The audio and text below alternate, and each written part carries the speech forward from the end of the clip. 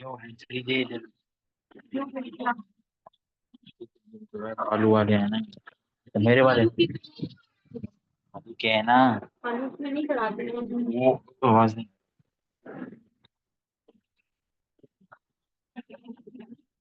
لائے نا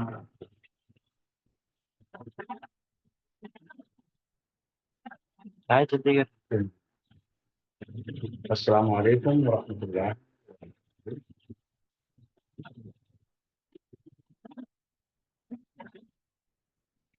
کچھ ہاں ہوں آئیے وعلیکم السلام لگتے ہیں ٹھیک ہے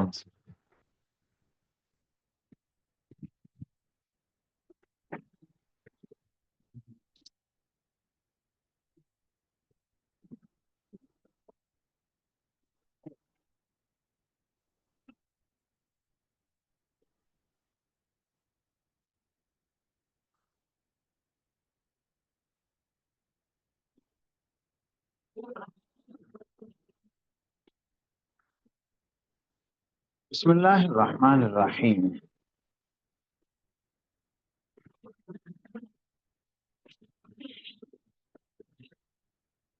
بالسند المتصل من إلى الإمام الحافظ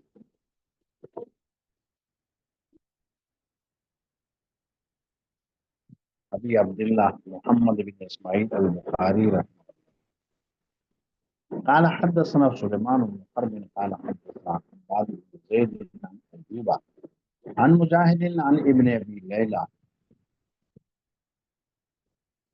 عن كعب بن عجرة رضي الله عنه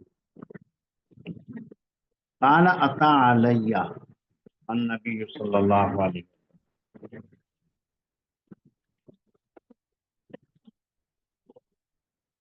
کعب بن عجرت سے روایت ہے، فرماتے ہیں کہ میرے پاس نبی کریم صلی اللہ علیہ وسلم تشریف لائے زمن الحدیبی حدیبیہ کے وقت.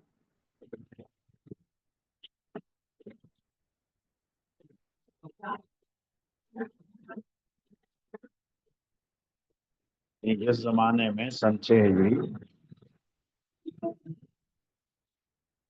صلح حدیبیہ ہوئی تھی، وہاں پر ہم تھے. اس زمانے کا یہ قصہ.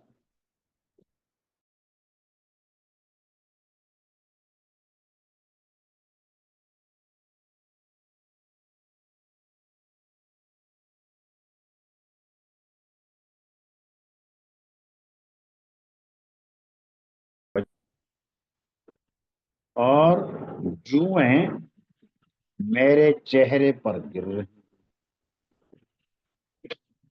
فقال ایؤذیک اعوام رأسک، کیا تمہارے سر کے کیڑے مکوڑے تمہیں تکلیف دیتے ہیں؟ قلت نعم، میں نے کہا کہ جی ہاں. قال فاحلق، فرمایا حلق کر لو، پال مونڈ لو، وصم ثلاثۃ ایام، اور 3 روزے رکھ لو، او اطعم 6 مساکین، یا 6 مسکینوں کو کھانا کھلا دو، او انسک نسیکتن، یا ایک جانور ذبح کرو. قال ایوب لا ادری بأی ھذا بدا. راوی مجاہد کے شاگرد ایوب ہیں، جو مجاہد سے روایت کرتے ہیں. وہ فرماتے ہیں کہ مجھے یہ معلوم نہیں کہ یہ جو 3 چیزیں ہیں، ان 3 چیزوں میں سے ابتدا کس سے کی جائے.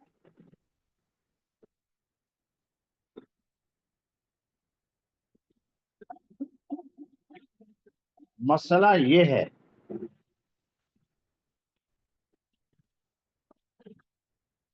شاید یہ پہلے مسئلہ گزرا بھی ہے، قرآن کریم میں بھی یہ حکم آیا ہے، فمن کان منکم مریضا او علی سفر،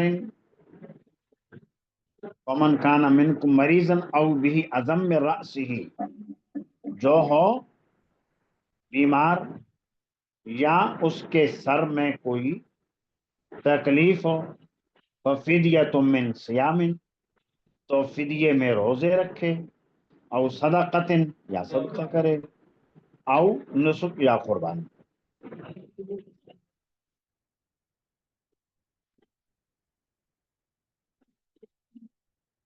اصل حکم تو یہ ہے کہ اگر کوئی آدمی احرام باندھنے کے بعد اپنے بال منڈوائے یا کاٹے تو دم دینا پڑتا ہے، یعنی ایک بکری اللہ کے راستے میں قربانی دینی پڑتی ہے جسے غربا اور فقراء ہی کھائیں گے۔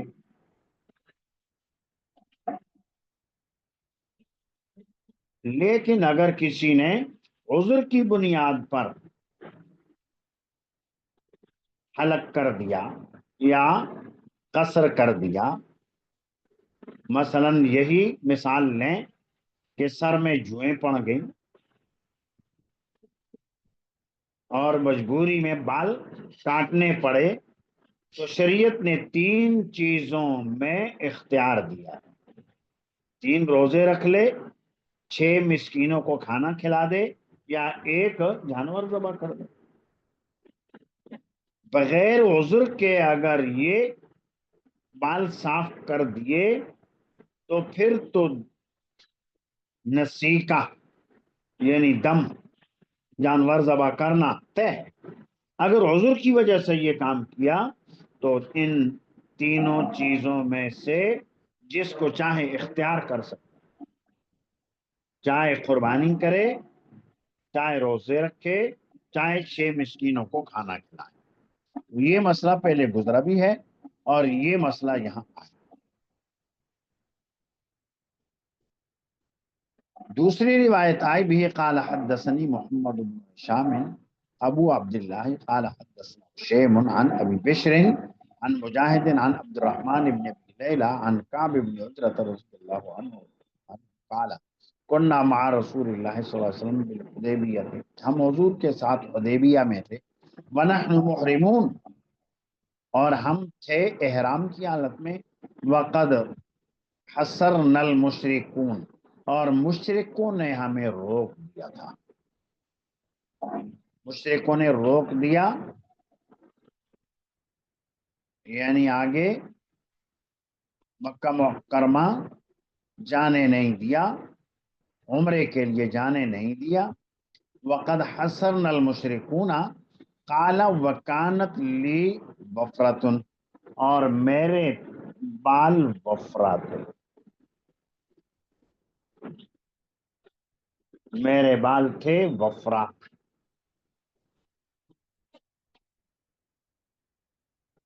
جو بال کانوں کی لو تک آئیں انہیں کہتے ہیں وفرا۔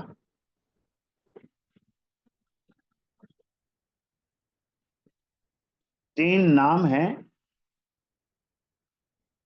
وفرا اور لما اور جمہ۔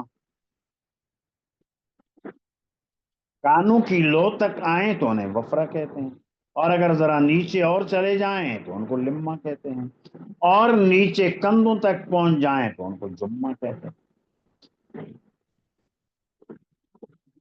اور ان کا مجموعہ ہے والاجا، والاجا واو وفرا، لما سے لام لے لیا اور جمہ سے جیم لے لیا، والاجا۔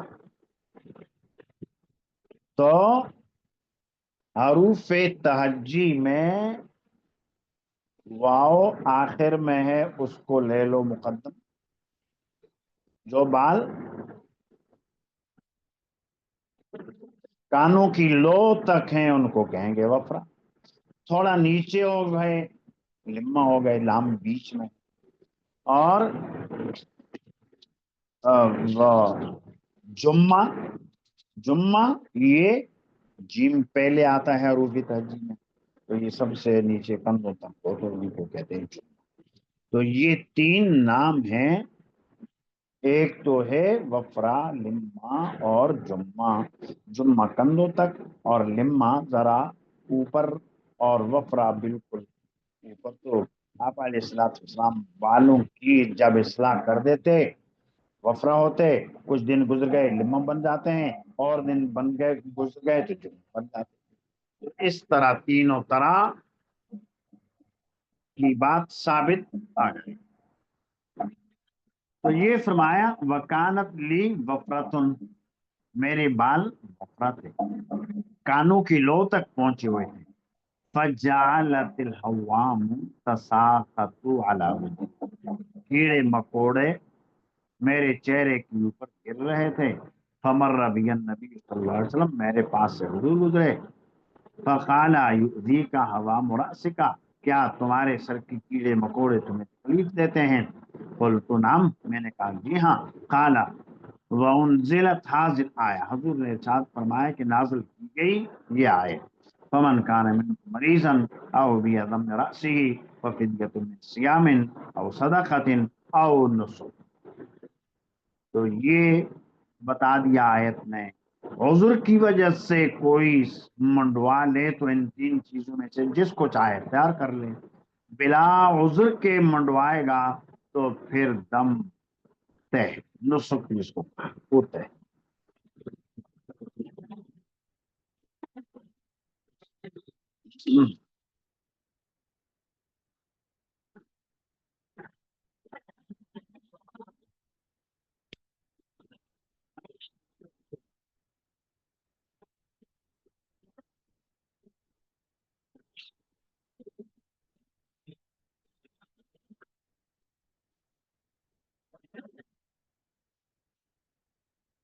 آگے اور عنوان ہے باب قصت عقل اور رینا،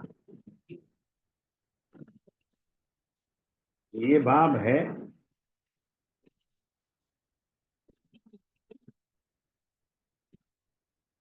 عقل اور عرینا کے قصے کے بیان میں۔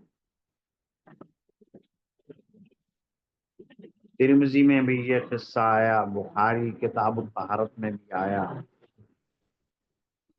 اس کا اجمالی تعارف یہ ہے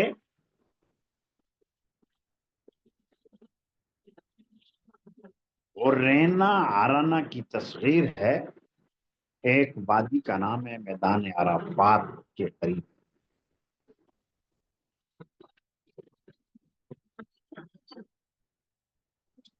تو کچھ یہ کل افراد 8 تھے، کچھ عقل کے تھے کچھ عرینا کے تھے۔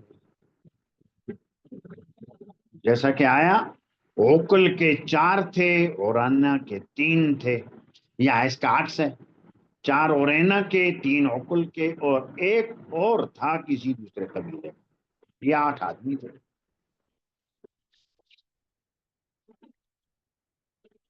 یہاں سے مکہ مکرمہ سے چلے مدینہ منورہ پہنچے اور آپ کی خدمت میں حاضر ہو کر اسلام قبول کیا، مگر مدینہ طیبہ کی آب و ہوا ان کے ناموافق آ گئی، ان کے پیٹ پھول گئے، مرض استسقاء میں مبتلا ہو گئے،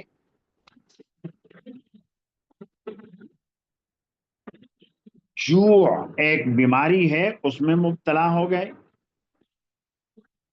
تو انہوں نے حضور کی خدمت میں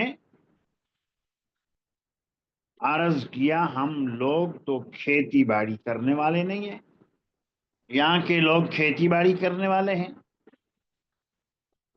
ہم تو مویشیوں کے چرواہے ہیں اور ہمارا ذریعہ معاش دودھ ہے، دودھ کے پینے کے ہم عادی ہیں، جب سے یہاں آئے ہمیں دودھ ملا نہیں اور معہود غذا ملی نہیں، جس کی وجہ سے ہمارے پیٹ پھول گئے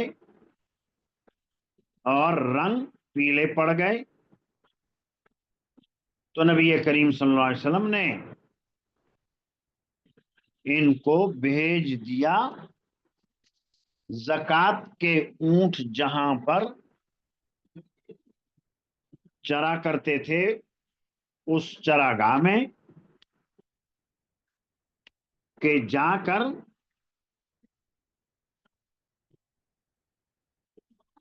اونٹ کا دودھ پیو اور پیشاب پیو، پیشاب پیو یا پیشاب کا استعمال کرو۔ انہوں نے ایسا ہی کیا، چند ہی دن گزرے، تندرست ہو گئے اور اونٹوں کو لے کر فرار ہو گئے۔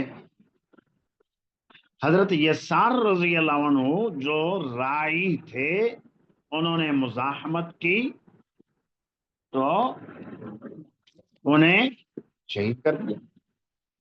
ایک دوسرے چرواہے تھے، انہوں نے کسی طرح آپ علیہ الصلوۃ والسلام کو اطلاع دی تو حضور نے صحابہ کرام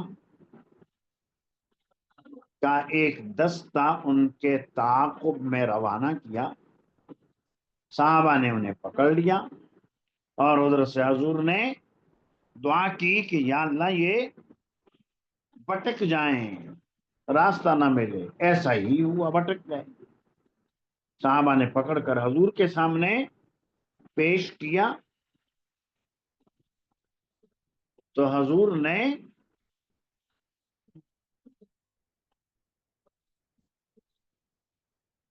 ان کو قتل کرنے کا حکم، مسلح بھی کیا گیا، گرم سلاخیں آنکھوں میں لگائی گئیں اور ہاتھ کاٹ دیے، مسلح کیا۔ تو اب وہیں حرہ میں پڑے پڑے تڑپ تڑپ کر مر گئے۔ یہ قصے کا خلاصہ۔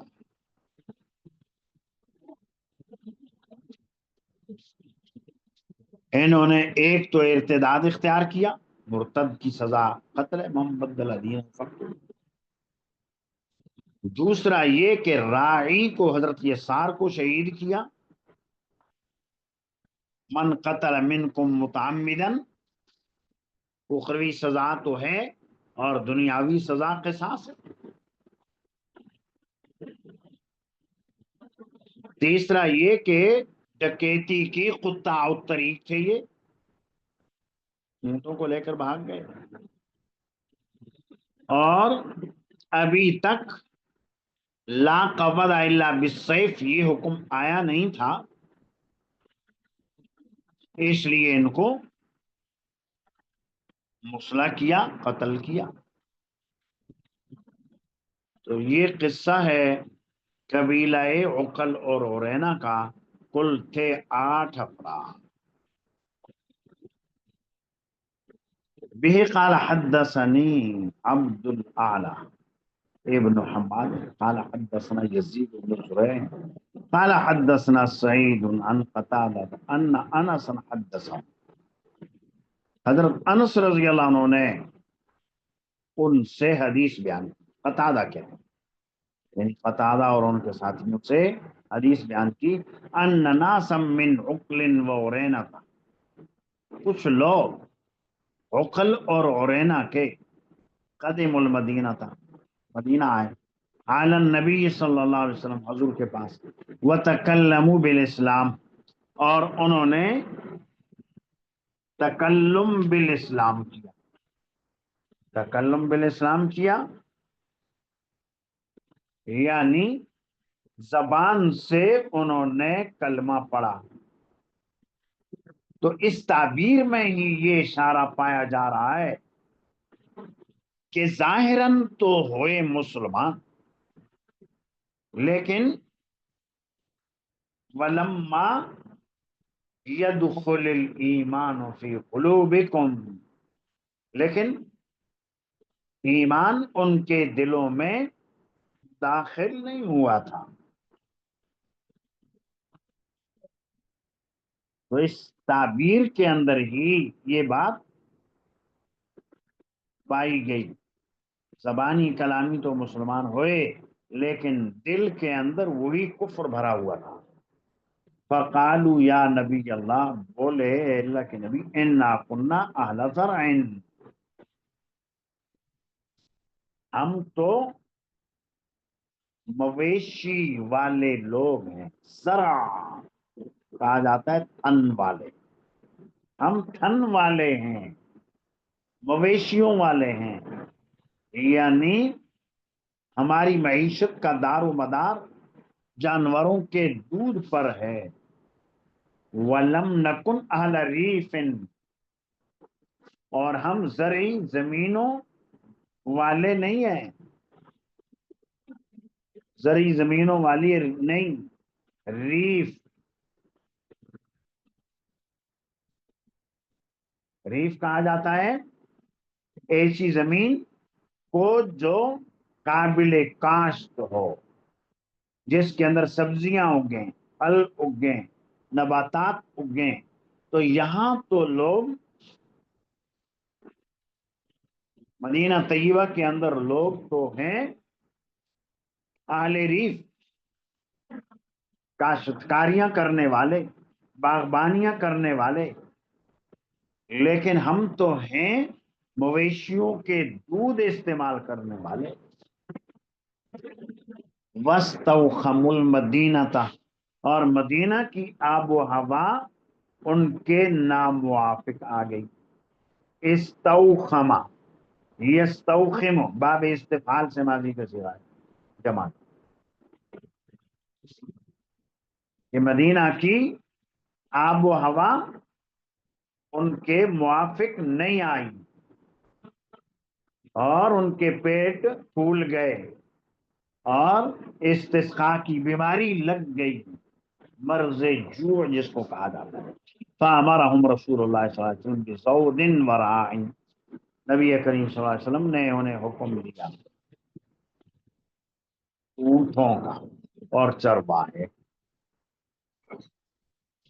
زود 3 سے 9 تک اونٹوں کو کہا جاتا ہے، اور جہاں یہ اونٹ ہیں وہاں جاؤ، اور ساتھ ساتھ جہاں اونٹوں کے ساتھ چرواہا بھی ہے، اور یہ مال زکوٰۃ کے اونٹے، چرواہے کا نام حضرت یسار کا۔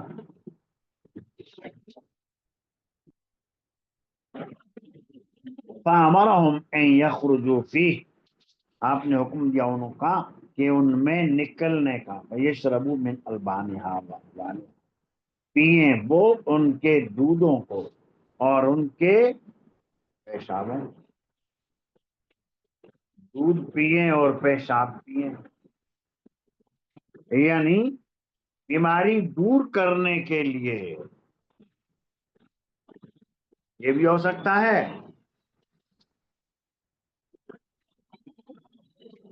دودھ کو پینے کا حکم دیا ہو اور پیشاب کو سونگھنے کا حکم دیا ہو۔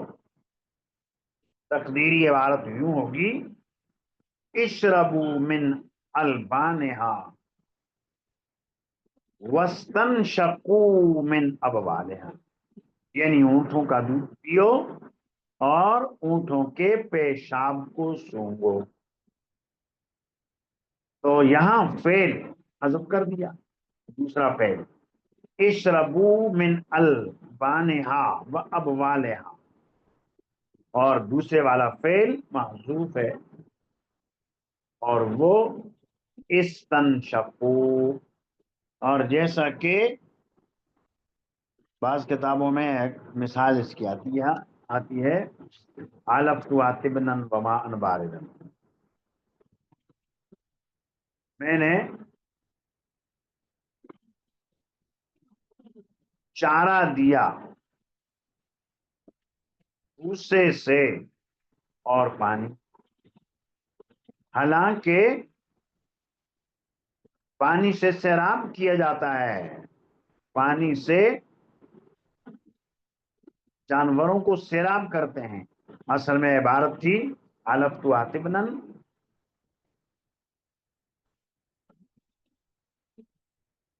وَأَرْوَيْتُهَا مَاءً، تو یہاں اروئی تو آ کو حذف کر دیا، یہاں پر اس عبارت میں بھی بس تنشقو کو حذف کر دیا. اور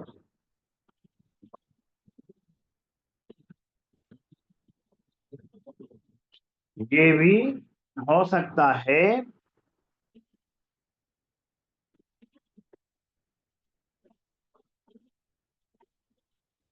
کہ آپ علیہ الصلوۃ والسلام نے حکم دیا ہو صرف دودھ کا ہی اور پیشاب کا نہیں،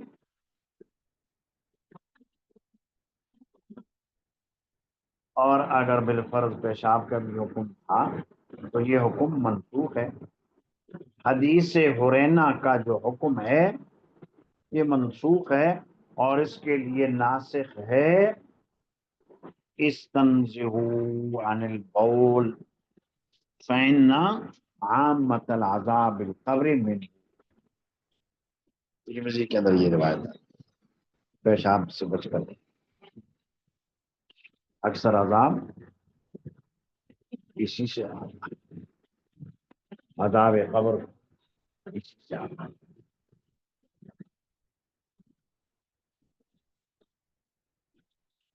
تو بہرحال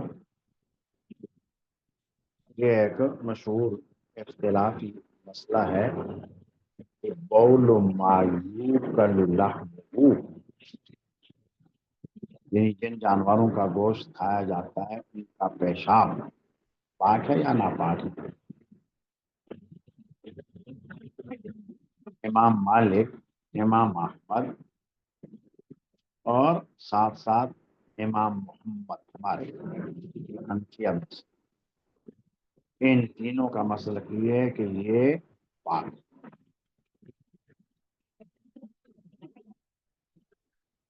اور امام ابو حنیفہ، امام شافعی، امام ابو یوسف وہ نجاست کے قائل ہیں. مسلک یاد کرنے کے لیے جن تین اماموں کے نزدیک پاک ہے ان کے ناموں میں نقطے نہیں ہیں، مالک، احمد، اور باقی جو تین ہیں شافعی، امام ابو حنیفہ، امام ابو یوسف، ان تینوں میں نقطے ہیں تو ان کے نزدیک ناپاک.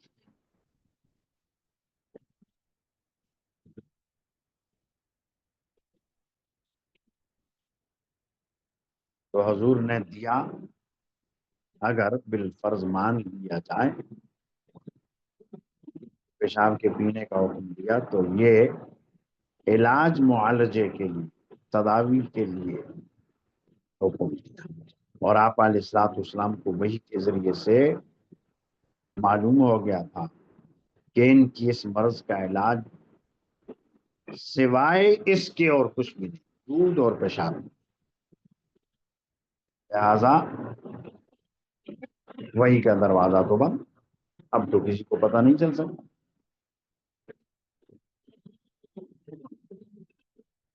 دوسرا اس کا جواب یہ ہے کہ یہ بدرجہ مجبوری،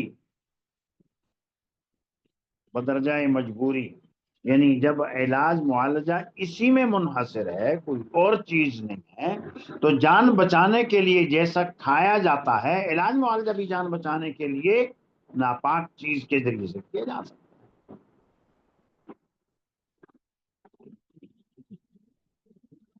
تو خیر یہ بات اپنی جگہ. فَيَشْرَبُوا مِنْ أَلْبَانِهَا وَأَبْوَالِهَا فَانْطَلَقُوا، چلے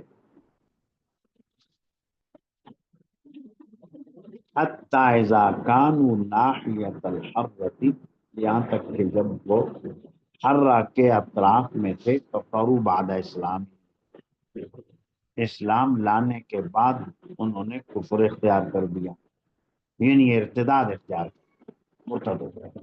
وَقَتَلُوا رَاعِيَ النَّبِيِّ صلی اللہ علیہ وسلم، اور نبی کریم صلی اللہ علیہ وسلم کے چرواہے کو قتل کر دیا. وَاسْتَاقُوا الزَّوْدَ، اور اونٹوں کی جماعت کو ہانک کر لے گئے. یہ تین بڑے جو. فبلغ النبی صلی اللہ علیہ وسلم، حضور کو یہ اطلاع پہنچی. فبعث الطلب فی آثارہم، حضور نے ان کے پیچھے طلب کرنے والوں کو بھیجا. طلب طالب کی جمع ہے. فَأَمَرَهُمْ فَأَمَرَ بِهِمْ،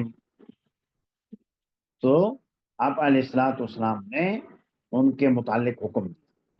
صحابہ کرام پکڑ کر لے آئے، حکم دیا. فَسَمَرُوا أَعْيُنَهُمْ، ان کی آنکھوں میں سلاخیں پھیری. وَقَطَعُوا أَيْدِيَهُمْ، اور ان کے ہاتھ کاٹے. وَطُرِقُوا فِي نَاحِيَةِ الْحَرَّةِ، اور حرہ کے اطراف میں چھوڑ دیا. حَتَّى مَاتُوا عَلَى حَالِهِمْ، یہاں تک کہ اسی حال میں وہ مر گئے.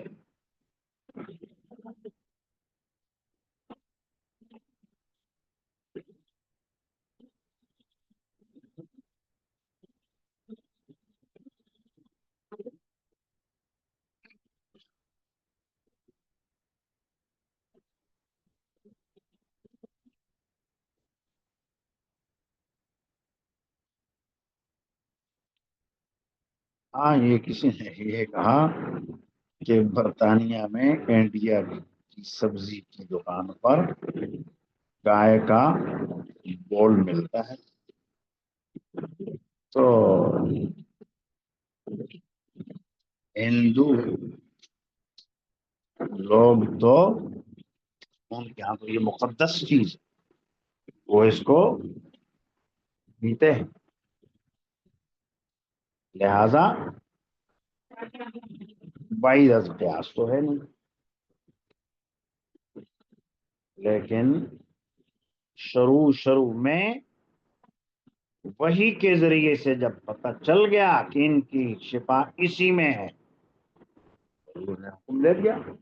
لہذا ہمارے امام ابو یوسف رحمۃ اللہ علیہ یہ فرماتے ہیں کہ آج بھی جان بچانے کے لیے ناپاک چیز کو استعمال کرنا جائز ہے. اگر ماہر طبیب بتلا دیں کہ ظن غالب یہی ہے کہ یہ چیز تو ناپاک ہے، لیکن اس کو استعمال کرے گا تو بیماری دور ہو جائے.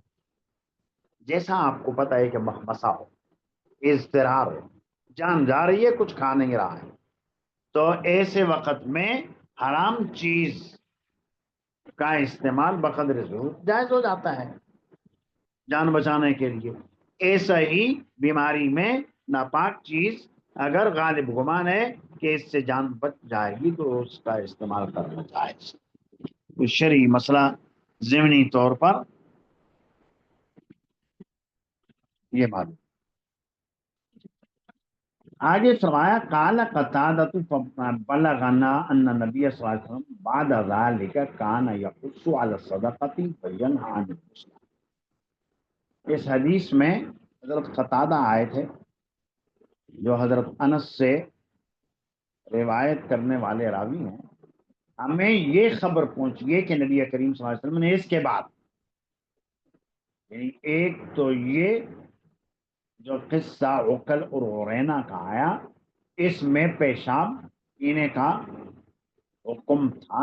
اس کے بعد حضور نے صدقے پر ابھارا اور مسلح سے منع فرمایا، کیونکہ اس کے اندر مسلح بھی کیا اور مسلح سے منع کر دیا. بربریت ہے یہ. لہذا کسی کے ناک، کان، ہاتھ یہ نہیں کاٹے جائیں گے. وقال شعبۃ وابان وحماد عن قتادہ من عرینا. شعبہ، ابان، حماد یہ تین قتادہ سے روایت کرتے ہیں. ایک تو قتادہ سے ترجمۃ الباب کے تحت سعید روایت کرتے ہیں، ان کے علاوہ یہ تین اور ان کے شاگرد وہ روایت کرتے ہیں من عرینا، یعنی صرف عرینا کا تھا. وقال یحییٰ ابن کثیر وایوب عن ابی قلابۃ عن انس قدم نفر من عقل، تو چند افراد آئے عقل کے. لہذا ایک روایت میں صرف اورینا آیا، ایک میں صرف عقل آیا، تو اورینا کے بھی تھے، عقل کے بھی تھے، عقل کے 4 تھے، اورینا کے 3 تھے، اور یہ جو روایت ترجمۃ الباب کے تحت آئی اس کے اندر من عقل و اورینا بیچ میں واو ہے، لہذا دونوں کے تھے، لہذا ساری روایتوں میں تفریق ہو گئی۔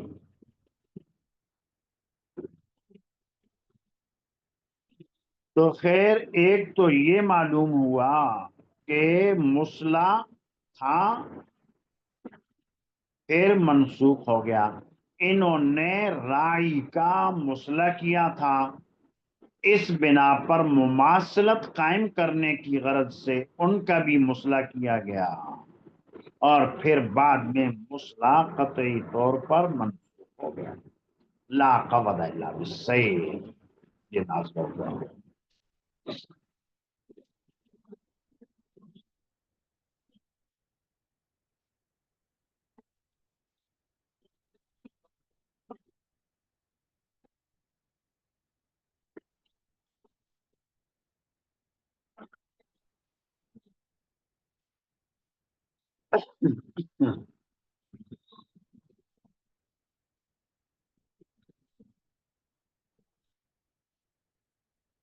في قال حدثني محمد بن عبد الرحيم قال حدثنا حفص بن عمر ابو عمر الحوزی، حفص ابن عمر حضرت عمر کے صاحبزادے ہیں؟ نہیں، ان کے نام پر حضرت عمر کے صاحبزادے کا نام بھی تھا یہ حفص، تو یہ نام رکھا ہے، اور ابو عمر حوزی یہ کنیت ہے۔ قال حدثنا حماد بن زيد قال حدثنا ايوب والحجاج الصباح قال حدثني ابو رجاء مولا ابی قلابہ، ابو قلابہ کے آزاد کردہ غلام ہیں ابو رجاء، انہوں نے حدیث بیان کی، وکانا معاذ الشام، اور ابو قلابہ کے ہمراہ وہ ملک شام میں۔ ابو رجا ابو قلابہ کے آزاد کردہ غلام ہیں، اور ابو قلابہ کے ہمراہ تھے، ملک شام میں تھے۔ ان عمر بن عبد العزیز استشار الناس، عمر ابن عبد العزیز تابعی ہیں، مشورہ کیا لوگوں سے، یومن ایک دن، خلیفہ تھے، سن 99 ہجری میں خلیفہ ہوئے، 2 سال خلافت کی، اور زبردست خلافت خلفائے راشدین کی یادیں تازہ کی۔ قال ما تقولون فی هذه القسامہ، تو عمر ابن عبدالعزیز نے حاضرین مجلس سے یہ کہا کہ قسامت کے بارے میں آپ کی کیا رائے ہے یا نہیں ہے، تو کیا ہے اس کا طریقہ، یہ پوچھ۔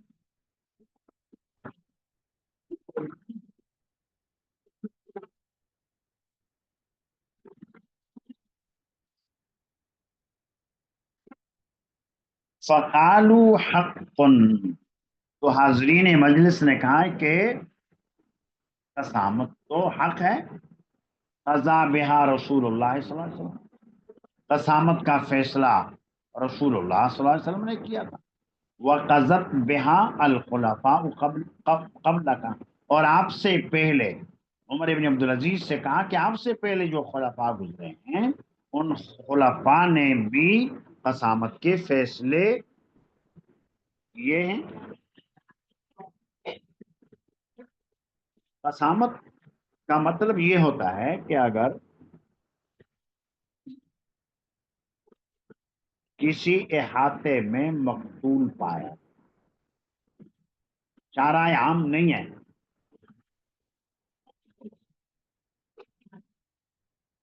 اور پتہ نہ چل سکا کہ کس نے قتل کیا، تو مقتول کا خون رائے گا شریعت نہیں جانے دیتی، حتی الامکان مسلمان کا خون رائے گا نہ ہو، قصاص لیا جائے یا دیت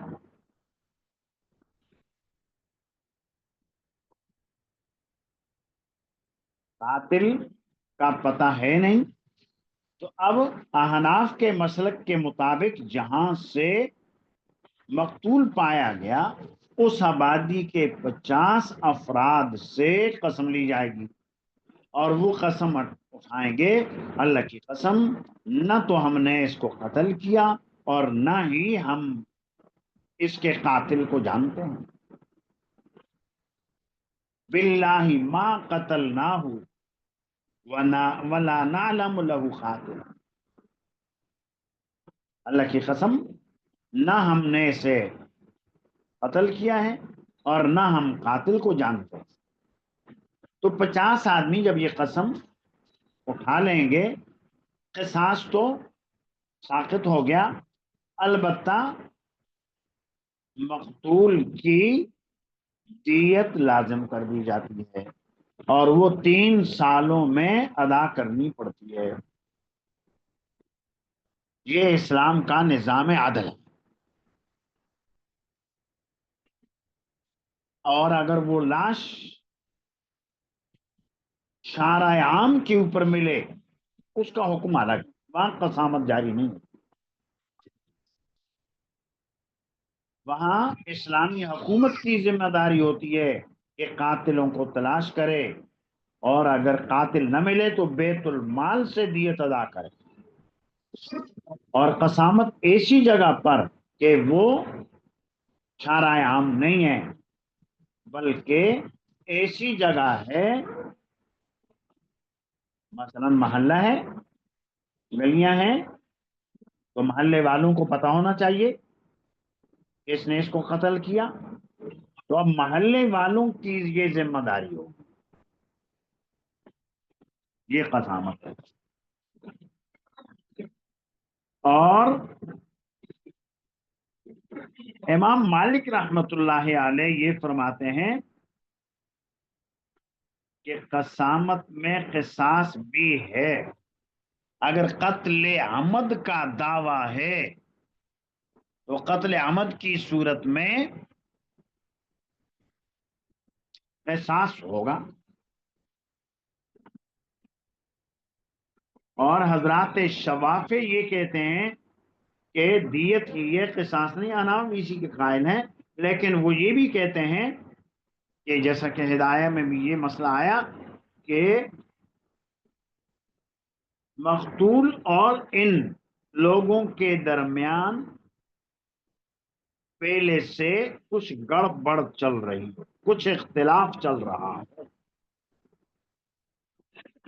اس کو فقی اصطلاح میں لوث کہتے ہیں، لام واو اور سا، لوث، پہلے سے لوث موجود ہے، تو مقتول کے قبیلے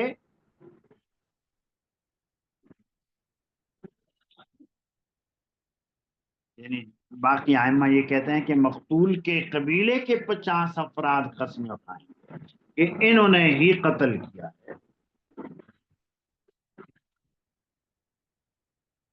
ایسی صورت میں قصاص لازم آئے گا، لیکن احناف کے نزدیک قصاص اس کے اندر نہیں، اس کے اندر دیت ہی ہے،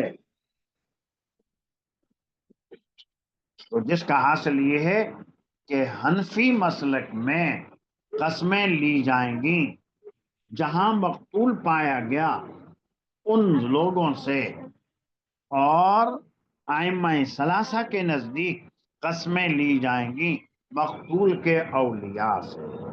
احناف کا ضابطہ وہی ایک قانون کلی ہے، البینۃ علی المدعی والیمین علی من انکر، مدعی کے ذمہ ہے بینہ، اور قسم آتی ہے ان پر جو منکر ہیں، جہاں ان سے مقتول ملا ہے وہ لوگ منکر ہیں، قسم ان کے اوپر آئے گی۔ تو خیر یہ بیچ میں وضاحت کر دی اس بات کی کہ قسامت کیا ہے۔ اعلیٰ اب آگے راوی یہ کہہ رہے ہیں وَأَبُو قِلَابَةَ خَلْفَ سَرِيرٍ، ابو رجا کہہ رہے ہیں، یہ ابو رجا جیسا کہ بھی بتلایا ابو قلابہ کے آزاد کردہ غلام ہیں، تو میرے جو سابقہ آقا تھے وہ عمر ابن عبدالعزیز رحمۃ اللہ علیہ کی کے تخت کے پیچھے تھے. فقال عنبسۃ بن سعید، تو عنبسہ ابن سعید بولے. یہ عنبسہ ابن سعید یہ عمر ابن عبدالعزیز رحمہ اللہ کے چچا تھے.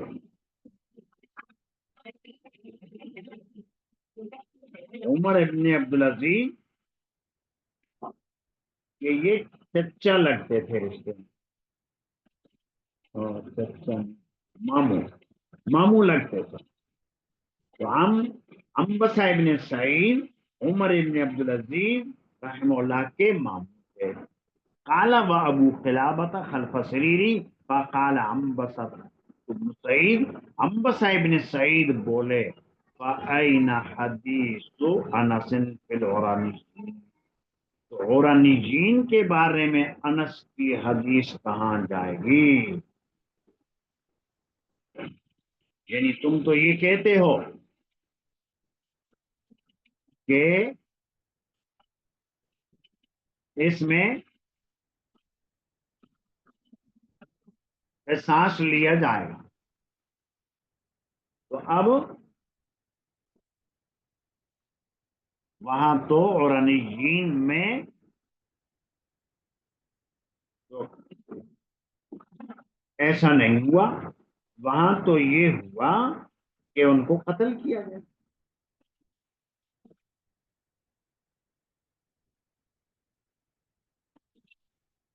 یا اس کی تشریح یوں بھی ہو سکتی ہے کہ تم لوگ تو قصاص کے وجوب کے قائل نہیں ہو، لیکن قرآنیین کا جو قصہ ہے اس قصے کے اندر تو قصاص واجب ہوا. تو عنبسہ ابن سعید نے یہ کہا کہ قصاص واجب ہونا چاہیے، اور دلیل میں یہی قصہ پیش کیا قرآنیین. قال ابو قلابہ یا حدثہ انس بن مالک، ابو قلابہ فرماتے ہیں کہ مجھ سے حدیث بیان کی انس بن مالک نے. قال عبدالعزیز بن صہیب انس من عرینہ،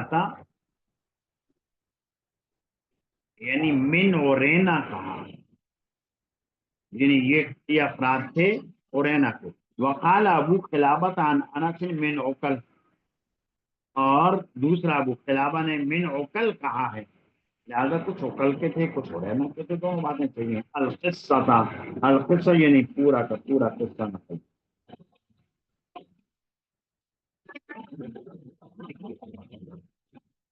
دونوں باتیں صحیح، کچھ عقل کے کچھ عرینہ کے، اور پورا قصہ جیسا کہ آیا اس کو ذکر کیا ذکر القصہ. اور اس حدیث کو دوسرے مقام پر امام بخاری وغیرہ کتب حدیث میں نقل کیا.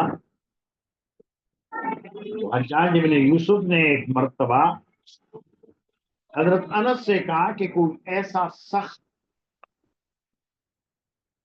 ترین واقعہ بتائیں جو حضور نے دیا ہو.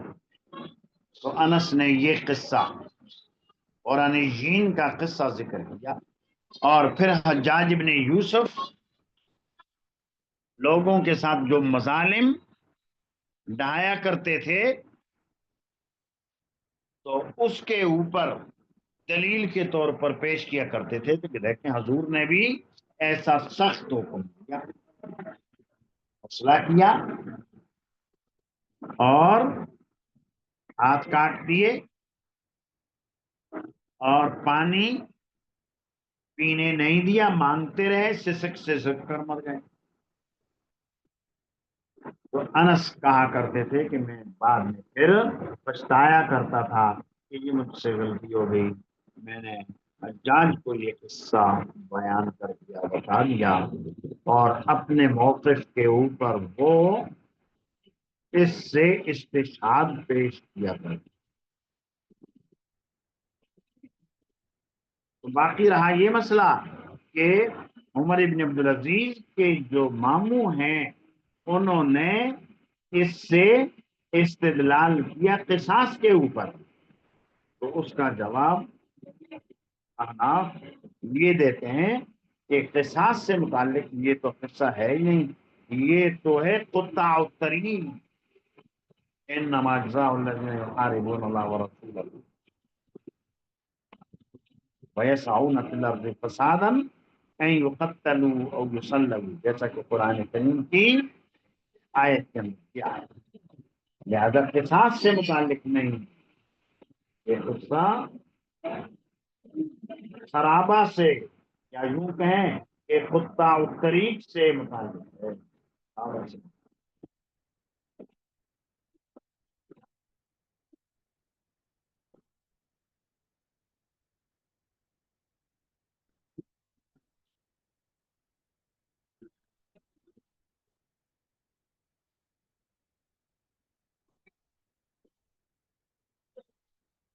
چلو بس علامہ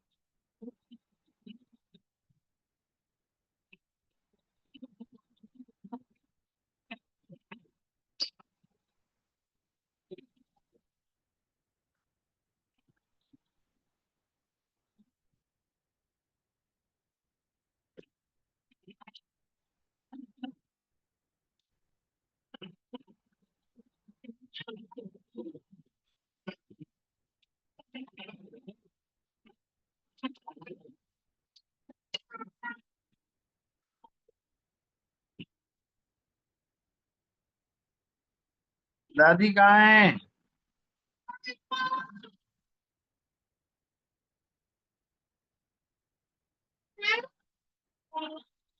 مائی پر نہیں ہے میرے بچہ.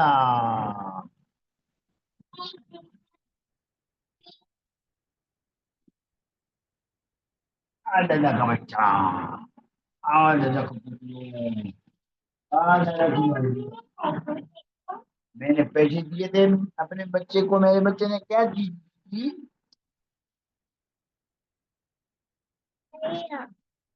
دے دیا تو دے دیا تو میرے بچہ ہے یہ میرا بچہ ہے،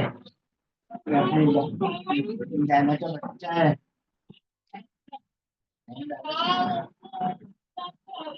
دادا کے پاس اور بھی پیسے ہیں. دادا نوٹ نہیں ہے. اور بھی پیسے. ہاں میرا بچہ کیا ہے؟ صبح نہیں ہے، صبح ابھی رات ہو گئی نا.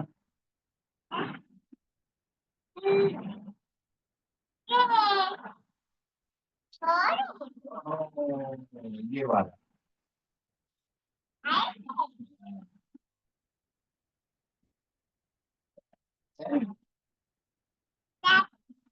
है वो पाएंगे